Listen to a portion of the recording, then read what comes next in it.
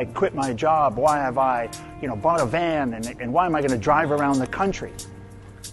Well, I'm passionate about the idea that you need to be heard.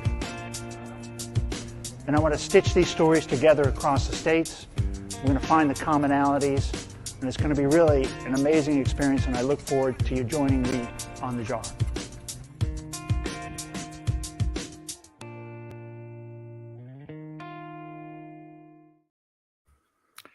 Hello, everybody. Welcome back to Mental Health Today.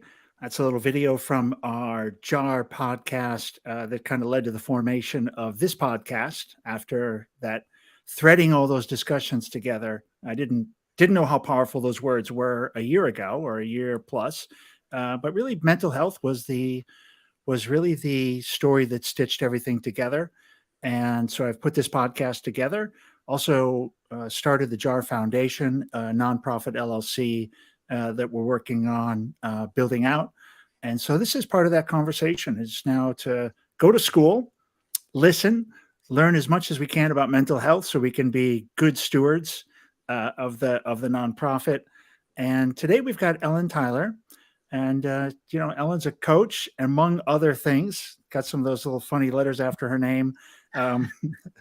And she can explain all about it. So thanks for everybody for supporting, listening, at least showing up today for the mental health podcast. Please do rate us, rank us, and share.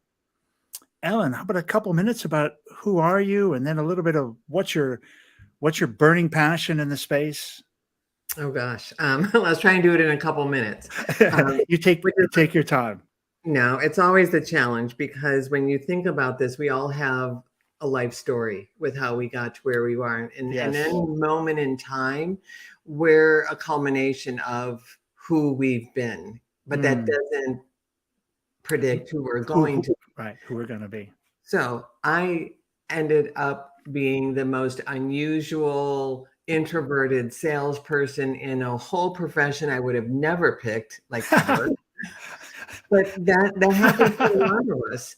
And but I have some really great attributes, which is be a great student. You can learn anything, because I worked in the world of financial services and in that profession. And for those that are not familiar with it, is that it's super combative, super competitive, way more men than women. And I just didn't have the playbook. So when you think about it, like this world, I didn't have the playbook. I didn't understand it. And, luck is when preparation meets opportunity. And I had the great fortune of being introduced to the late, great Bob Proctor. And at that point, he wasn't known, like the movie hadn't come out, and I hired him. And that was great. And then followed up by not so great, which was I didn't rehire him. But for everyone listening, it's to understand, I didn't know that we're always working on our personal growth and development.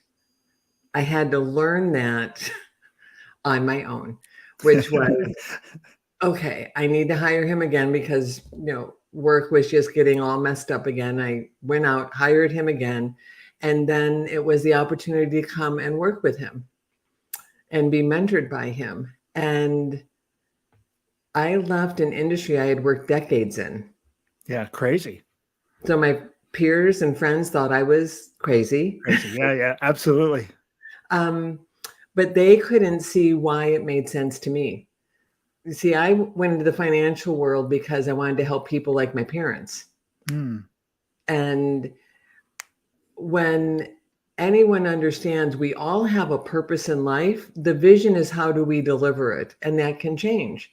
So my purpose has always been to help individuals, driven by, the fact that my dad had a stroke when he was 43 years old and medically retired, and not many people could survive, and they were fine. I mean, they actually ended up, but I was 21 and I go, I don't even know what a mortgage is. Like, I don't know anything. And so when I went in that world, it was to help people like them and me. Yeah. And the better you get in that world, the more you're not working with the people you wanted to work with. Yeah, this is such a well. I totally if you're good at selling, guess who they want you to sell to? They want you to sell to the people with $100 million. Absolutely. The reason that it made perfect sense in my overall purpose was when I first hired Bob the first time. So I hired the coach. My income doubled, and it's never about the money. People always think it's about the money, it's a nice energy related way to get what you want, but it allowed us to change the dynamics of our family and change a lot of lives. I have 5 kids. 3 of them were adopted after that. Anyone who has adopted kids, it's not inexpensive to adopt kids from another country. They were teenagers, and just you can see the ripple effect of working with a coach, having the income, doing that. And so my purpose stays the same. I came out over here to help people create the monetary event so that they can understand it's about living your life on purpose. It's a beautiful story. I love the fact, you had the coach and you thought you knew it all. Hired the coach. Wasn't really the coach, obviously. I mean, that's got to be a story that's told 100 times a day. Oh, always. Smartest thing was hiring him. Not so bright was not real. Yeah. Apparently I didn't learn very much. Well, he's so, I mean, to be fair, the coaching is that good that it felt like it was you. Yeah. Because it was you. It is. All a coach does is show you the path. And if you're willing to do the work, because what I tell my clients all the time, it's like herding cats.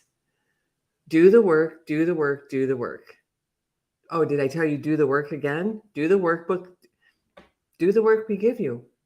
And that's really what Bob and then Sandy Gallagher, who joined him, helped me understand.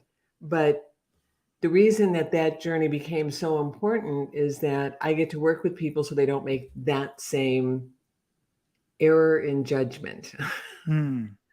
Like, don't wait 10 years to realize, oh, my mind is always going. So I'm always working on myself. Yes. Yeah. Well, yourself is definitely always working in some direction, not always great. No. So you do need to have that continual work. Yep. Oh, there's the puppies. You are having mental conversations with your mouth, with your head all the time. All the time. What, I think it's an interesting thought about coaching, how much of that is real business coaching and how much of it is mental health, like how much therapy stuff is going on in there, and anecdotal therapy. Well, you've discovered the trick. So the trick is let them think it's business coaching because they want an outcome. So and we all do. We all want different outcomes. And for most, whether it's being in sales or in a business, they want better growth or revenue or whatever. And when they start the work, then they get to understand they are the problem and they are the solution. And to be the solution, the work is done inward on yourself. So it's on, yeah. It's all, and I tell them up front, I go, look, I'm the most non-business business coach that you're ever going to meet because I don't care about numbers. I don't care about metrics. I care about where do you want to go? And then and I tell people flat out, once you discover how to turn on the money spigot, then you're going to realize it more or less pertains to your life. What area of your life would you like to work on next? Because if we have a challenge in one area, it shows up in another area. How we do one thing is how we do everything. That's pretty true.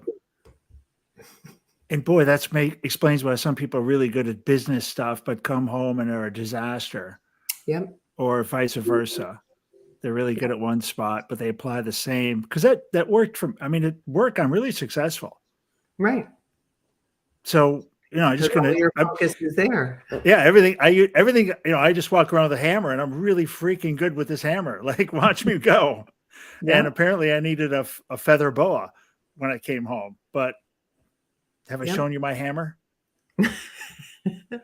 Like, There, and then that's exactly okay. what was interesting is, and especially if individuals have a partner or married or whatever, Yes. they'll Yeah. usually say at some point throughout it is that their significant other has commented that they're much nicer or different, or I'm like, And so why because is it that rubs though? off. And why is that? Well, What's happening there? Because you're not coaching them on personal relationships. no.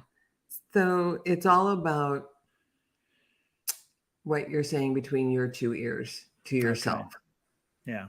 And we spend a lot of time working on that. And the way I describe it is that I'm trying to assault their subconscious as many different ways as possible, because it's in our subconscious where our actions come from. So it's a lot of the beliefs. It doesn't really matter how it got there. People want to know, was it my parents? Was it like, well, it doesn't really matter. It's just there. I So love that. At this point, who cares? no, so let's just duct tape it and figure out how to replace it with something else. They come back periodically. So as a person grows, and this is what I learned when I took that gap, is it will circle back in different forms. Yeah, because you duct taped it, right? Yep. You haven't And you haven't so got the wrench out and no, but the good thing is you can recognize it. It's like, So a great example is one of my clients early on had been raised by a single mom, not the greatest childhood, same stories that you can imagine from most people. Highly successful realtor. And okay. during the pandemic, her 70-year-old mom got in a motorcycle accident, which I just find amusing that she was driving a motorcycle. I know. It's like, okay, let me wrap my head around that one first. But she had to go get her. Her mom was in New York. We're here in Georgia. And probably a week into her mom staying with her, she was miserable because those Oh, old yeah. paradigms and Oh. patterns. So a paradigm is a habit. And the easiest way for someone to understand that is like how you get up in the morning is habitual. Like if you do it one way, you're going to do that same way every morning. And so she was just back in that old pattern. Oh, So weird. you can call it habit, paradigm, whatever. And she called and I explained, this is what's going on. It's really challenging to try and fix the paradigm when you're in the midst of it. Yeah. So we had to, that's the work. This is simple. The work that I get to do is simple. I never say it's easy. It was recognize what's going on. How can you start to create a better pattern? And it was really to set boundaries. She had to start setting boundaries. And then she had to get her mom moved out of her house. Because that really was the answer. I love it. Yeah.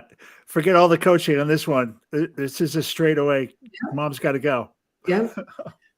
And I know you're laughing, but that really was. But Oh, the great thing was it taught her about paradigms. And it taught her really quickly because it wasn't like over months. It was a week. It was a week of having her mom back with her that yeah. she went back into. So when I talk about, Interesting, right? especially in business, and this is why, like you said, they think they're coming in for business coaching, but it's everything that they do and don't do. And I try to speak to them about non-business metrics because they'll hear it better. Because if I talk about sales and numbers and income, like they think they're doing the work. And I go, okay, let's talk about if I want to release weight. Because first of all, you never say lose weight because you find what you lose. So I'm like, okay, so if I want to release weight, do you think I should hang out at the donut store at the entry of my subdivision? No. But so what should I be doing and what habits should I be creating? And it's just odd. They can hear it better when it's not tied to money and business. Maybe it might be where they're experts. Mm-hmm. I think that one of the challenges for coaches, and I think you've got this kind of licked, I think is you end up in a conversation around business and how to improve the business. And I'm never going to be an expert in somebody else's business, not Nope. unless that's my only client and I come work with them and I become a partner. Yep. But it doesn't matter. And that's what really throws people off. Early on, it is interesting. Other individuals want to pigeonhole, especially coaches. Well, who do you coach? Yes. What company? What category? And I go, but it doesn't matter. So it really doesn't. But then it's more or less, who do I like working with? Because a business either sells a widget or a service. Mm-hmm. That's it. Like, that's it. I've worked with a roofing company. I know nothing about roofing. I worked with a spa I owner. love that. Yeah, I love that. Like, I don't I know. worked with attorneys. I'm not an attorney. I don't know anything about what they do. So I don't have to, because what's interesting, and I came from the world of financial services. And when I left, I said, I am never working with those people ever again. I love Because they're just I'm like, Ellen. oh, You know the old adage: never say never. no, because I do now. Uh, Um, You'd be a but great coach in that area because I mean, yeah. But here's what happens, and it wouldn't matter where I came from, because here's what they'll say, no matter what industry: how and what should I do? I go, doesn't matter. yeah, and I don't know. And I don't know. And the best example was early in the pandemic, and it was, I'm from Chicago, so I can say this. Old school, hard headed, where I think from Jersey, and all of a sudden he was going to do webinars, because there's this company out there that pitches webinars to sales and financial advisors. And I said, do you like doing them? No, I hate doing them. Like, it's not going to work. I'm like, Probably.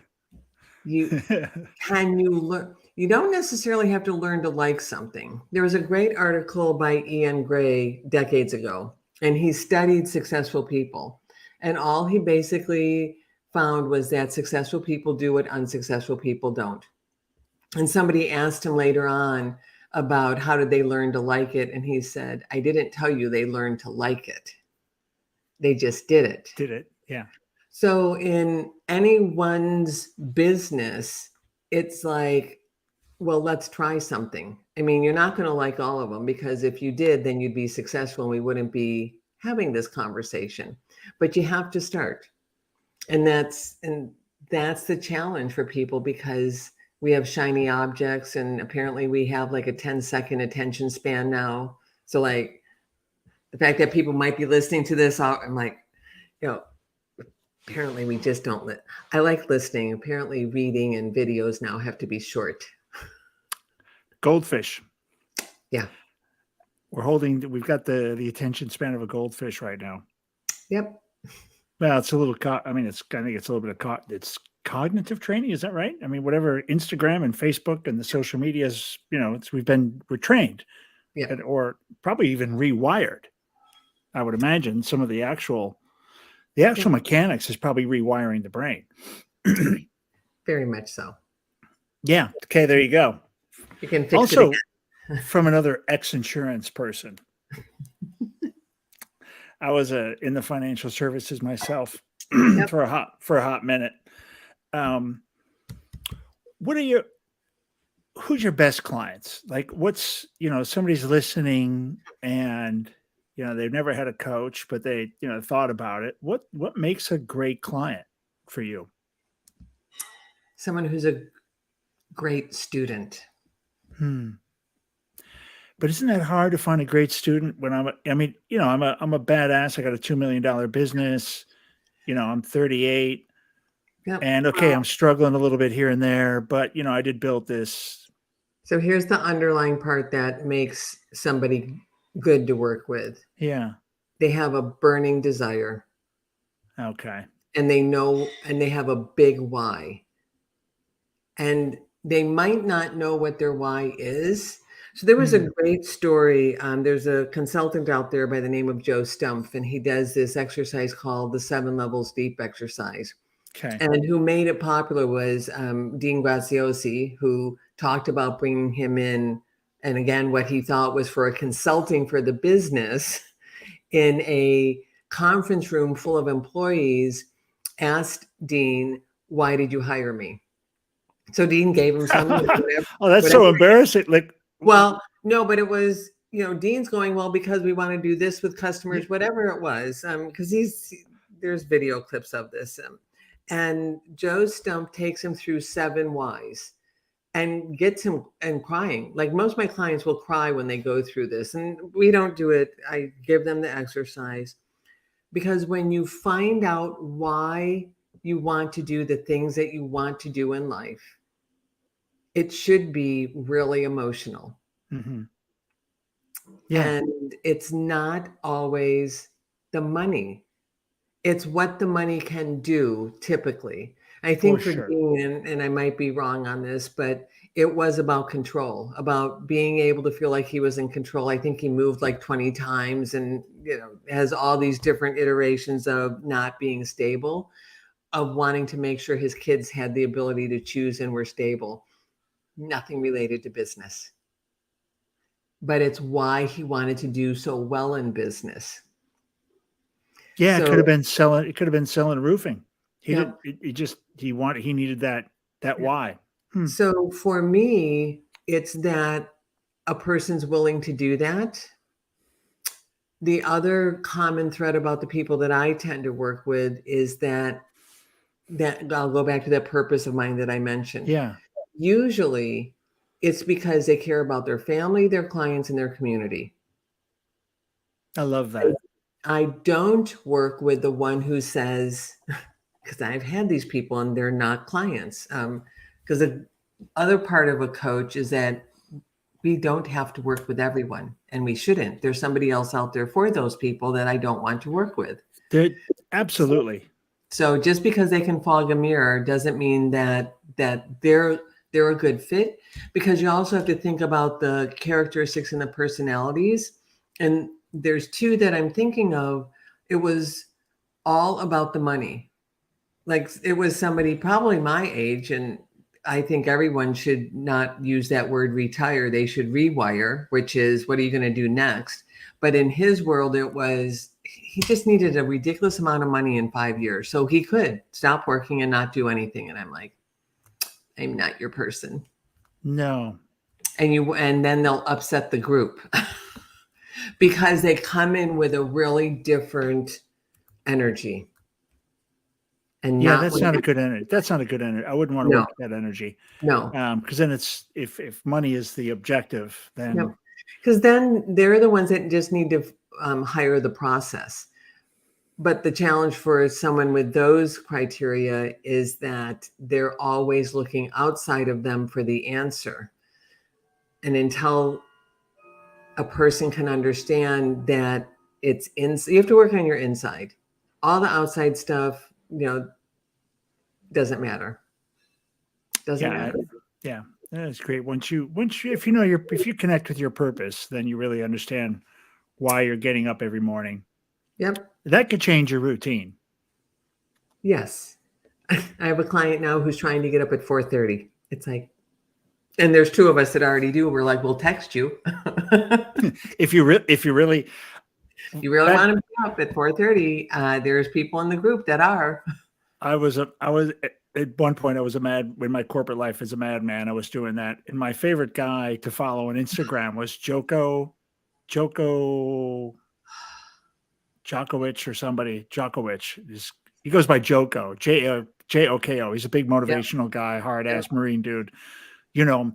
Anyway, yep. he would always for I don't he may still do it, but he would post every morning a shot of his wristwatch Oh, at Eric like Thomas was the other. 4:30. Yep, Eric Thomas, I think, was always 3 a.m. Yeah. Yeah, because there this was a period of time I was up at 3 a.m. yeah, it just but that's when I had a corporate job and my only time to work out would be waking up at 4:30 or 5, Yep, yep. and that's the only way you could get up, get get something going, get a workout, come back, shower, get on the.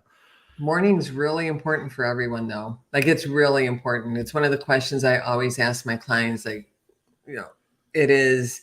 I need about an hour of their time in the morning, because if they don't set it up right, whether it's gratitude, meditation, prayer, studying, whatever, exercise is a big part of it, then they've lost the day. Yeah, your day can go sideways real quick. Yeah. Well, they don't have the tools. Our days can go sideways no matter what. Like, before we even the hopped on, last minute. Yes. Yeah. And you don't know, like we were chatting earlier, today was like, well, okay, like pointless waste of time. So, and you can just go down the rabbit hole, or Yes. you can sit there and go, okay, so what can I do? There are things you can always do. And sometimes it's also understanding I got to yank myself out of that rabbit hole. Somebody can say something, you can be in a funk, you can have a bad sales day, all of those things, and it's going to mess with your mind. I had a little bit of a hiccup yesterday, and that led me to not paying attention to a calendar thing that I was supposed to cancel, and then that popped up, and I was totally unprepared, and so I had to jump on this call that I didn't want to be on, and so I stayed through it, and then towards the end it got kind of entertaining, which led me to get distracted, and then I missed my 12 o'clock. So I got on a call, which was totally shouldn't have happened, honestly, for both people. My head was not there. And that led me to miss an important call, which did happen today, and all things turned out. But I also did miss I did miss a podcast yesterday by actually just my whole day, my brain unraveled. I don't even know what happened. It's the weirdest thing. It never happens to me where I went, I just completely missed a show. Ghosted somebody. Good thing it wasn't today. It won't happen for a while. No. But that's the thing, Ken, is you have days like that. We all do. It's just, and for me, it was weird because I'm in the space now and I'm hearing stories. I hear so many stories. And for me to kind of go, at about 5 o'clock yesterday, I was like, what the hell was that day? The last 4 or 5 hours, my brain just left the building. No. So you just get to go, what worked well, what didn't work. And you're right. Then it doesn't happen again. But that's really what days get to show us. And every week I'm telling them, look at your week at the end of the week. Yes. How did it go? Because... So here's a secret. Coaches become coaches so they can coach themselves. It's like therapy. There's a lot of therapists that get into therapy because they're trying to fix themselves, fix something happened. They get good at it. They figure it out. Yep. They keep working on themselves and they help other people. Yep. We have a coach in Canada who actually spent 25 years as a therapist before she discovered this. And what she said is that, especially the process that we do, and especially the work with understanding beliefs and self-esteem and image and all that, she said this works much faster than therapy. So people understood that there are ways of working with coaches that just leave therapy in the dust. Like, we don't care about why. I don't care about backstories. We don't care about that. It is an interesting approach, right? It is like, I love that. Well, however you got here, doesn't matter. Doesn't matter. Yeah. Do you want to explain, like, you rode in on the horse and this, like, really, it doesn't matter. And what I really appreciate now, though, like, if anyone can see all those books behind me, I love books, but I like the old ones. I'm talking like decades old, because what it allows a person to understand is that the message hasn't changed. How to really get to where you want to go hasn't changed. It's super cool. So if that hasn't changed, then there's hope. I mean, Yeah, it's not like it's a mystery. no, it's not a mystery. I get hired because people don't open the books and do what they tell you to do. Because Well, we're so our biggest critics. yeah, you And hold somebody's hand and help them and we get through don't it. think it works. And when when I explain, like, I don't care about what happened 10 years ago for anyone. Neville Goddard, in the book Power of Awareness, there's a short sentence that he puts in there, written in the 1930s, and said, I'm going to leave the science explanation to the people of the future. I'm not going to waste my time in this book. But he was very good at explaining, pay attention to what you're imagining because you are creating your future. And when I read that, in today's world, you have like Dr. Joe Dispenza, Dr. Bruce Lipton explaining it in the quantum physics world. Yes. So I like science and math. And so for somebody who either thinks this is woo-woo, like, no, pretty much not. Now it's proven in the quantum physics field. This is I'd love to have that conversation. How about some closing thoughts? Because I could go down that rabbit hole really hard. I know. But that's a whole other, that's a separate podcast. Yeah. We could do one around, I'd love to do one actually around that, but that's totally outside my willy. How about some closing thoughts? Just maybe a message for the audience, how people can find you, all that good stuff. Thankfully, the other Ellen Tyler has decided not to have a website. No, she was a makeup artist. So some closing thoughts. Here's what I would say. They have the ability to change their outcome. Read a book. Like, if you don't have the wherewithal to hire a coach, I tell people, pick the book that resonates for you. Just because I like the old books, like, The Science of Getting Rich with, Neville Goddard and all of those, it doesn't mean that any of the newer ones aren't just as good. Right. But then do what it tells you to do. And accept that you're on a journey, and accept that it's the inside work, not the outside work. And stop blaming others, because really we are the problem, we are the solution. So as soon as they can accept that, and the best way that they can help themselves is really by asking questions.